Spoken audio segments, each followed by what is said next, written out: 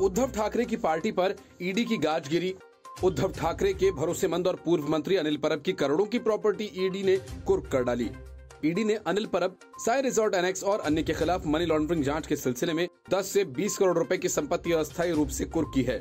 जो संपत्ति ईडी ने कुर्क की है वो जमीन के रूप में है और रत्नागिरी के दापोली में है, जहां साई रिजॉर्ट एनेक्स बनाया गया है। उस भूमि का मूल्य करीब 7.5 करोड़ है और इसके साथ जो खाली जमीन है उसकी कीमत करीब 2.5 करोड़। साई रिजॉर्ट एनेक्स के अवैध निर्माण के संबंध में कई शिकायतें सामने आई थी, जिसके बाद कार्रवाई की गई।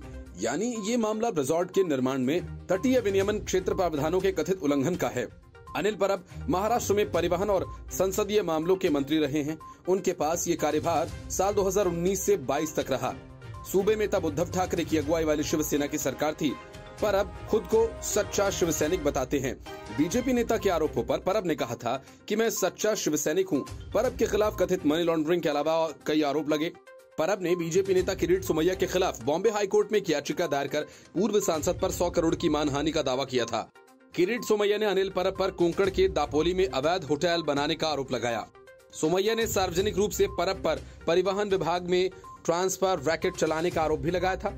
परब पर कार्रवाई के सिलसिले में प्रवर्तन निदेशालय द्वारा 14 स्थानों पर छापे मारे गए। 2022 में अनिल परब के खिलाफ ईडी ने कई बार समन जारी किया था। उन्हें बुलाकर ईडी के अधिकारियों ने कई घंटे तक पूछताछ की थी। महाराष्ट्र के रत्नागिरी जिले के दापोली समुद्र तट के इलाके में साई रिजॉर्ट के निर्माण में कोस्टल रेगुलेशन जोन के प्रावधानों के उल्लंघन से जुड़ी मनी लॉन्ड्रिंग के केस के बारे में पूछताछ के लिए अनिल परब जून 2022 में ईडी कार्यालय बुलाए गए थे। तब अनिल परब से कई घंटे पूछताछ हुई थी। केंद्रीय एजेंसी के कार्यालय से उन्हें देर रात बाहर निकलते देखा गया था। दापोली पुलिस स्टेशन में अनिल परब और अन्य कुछ लोगों के खिलाफ एक एफआईआर धोखाधड़ी और महाराष्ट्र राज्य सरकार को नुकसान पहुंचाने के मामले में दर्ज कराई गई थी।